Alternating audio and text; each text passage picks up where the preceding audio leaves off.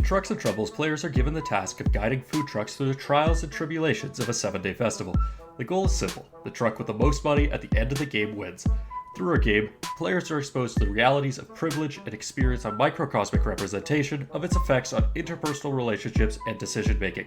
It's a game of situational outcomes and economic competition that aims to highlight the snowballing effects of events beyond one's control.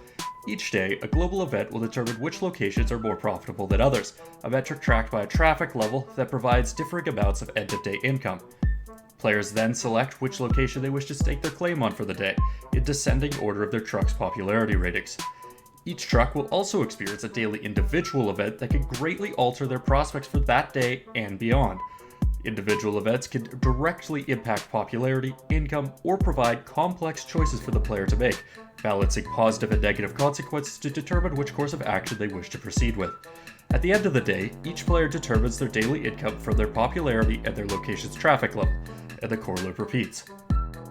Trucks and Troubles aims to tell a story through its mechanics that will help players to better understand the nature of privilege. As this is an extremely broad topic, we have focused on a situational example, through a large abstraction, to reach a wide-spanning audience. Our cheery aesthetic is designed to appeal to younger players, and we hope that our game will provide the opportunity for parents and educators alike to spark a meaningful and impactful discussion. Players must work hard to keep their popularity high and to avoid falling behind early, but may ultimately find that they cannot catch up due to unavoidable events hampering their progress. Our game walks a razor's edge of imbalance without feeling imbalanced, and players will find themselves fighting to come back right until the very end, which is an unfortunate reality for many people in the real world.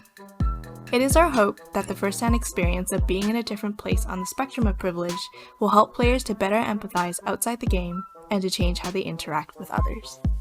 Development for our game was an exercise in finding a delicate middle ground between showcasing our message and building a game that was genuinely fun. In our early ideation process, we identified privilege as a topic that we believed could be told in a game format, but as we would soon discover, it's hard to keep a game fun for all players when you are intentionally making it unbalanced.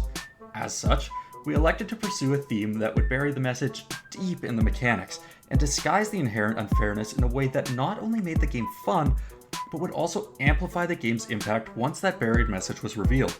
To do so, we went through multiple iterations, starting with a basic set of events and honing their wording and effects, as well as shuffling the order of actions in each turn to better accomplish our goal. Early versions included additional mechanics like a weather system, but we regularly applied our Project Razor to ensure that we avoided overly complex gameplay. The structure of each turn also saw multiple iterations based on user feedback from our testing sessions. The first version had global events occur after players chose their daily locations, and the order of individual events was based on the same descending popularity score as the order of picking locations. By switching the location selection and global event steps, the game felt far less random, and our message was improved. However, this also made high popularity too overtly powerful. By switching the individual events from descending popularity to a simple clockwise rotation, occasionally players not in the lead would get an opportunity to advance, which greatly assisted in making the game feel fair. Based on our test results, players have responded positively to the improvements made during development. Our most recent version has received strong feedback regarding its efficacy in delivering our intended transformative message. Going forward, our immediate goal will be improving players' feelings of personal connection to the truck and its owner, which we believe will deepen the impact of the message even more. This project has been a powerful learning experience for our group, and has brought us several valuable takeaways. Throughout the design process, we learned the value of a user experience-based development model and taking an inside-out approach to design. By pursuing a topic that required a game that was, by its very nature, unfair, we had to concentrate deeply on how we hoped our players would feel during gameplay. In doing so, we were able to create a game that delivered our message even more strongly than we expected. Our concept evolved throughout the development process, as we built our idea of abstraction into the final theme of competitive food trucks.